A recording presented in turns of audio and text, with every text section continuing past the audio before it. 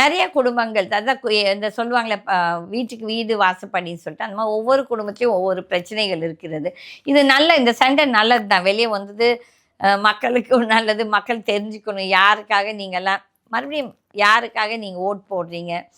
இந்த தயாநிதி, கலாநிதி இவங்கெல்லாம் வந்துட்டு என்ன அவங்க தகுதி? அவங்க அப்பா சம்பாதிச்சு வச்ச ஊழல் காசுல நீங்க வந்திருக்கிறீங்க. அவ்வளோதான் தவிர்த்து என்னன்னா கலைஞருக்கு அந்த ஒரு இன்டெலிஜென்ஸ் இருக்குது. இதெல்லாம் எப்படி எப்படி பண்ணணும், செய்யணும்னு சொல்லிட்டு அப்படி போட்டு வச்சிருக்காங்க. இன்னைக்கு அவங்க தான் லார்ஜஸ்ட் என்ன டிவி சேனல்ஸ் நெனைக்கிறேன்.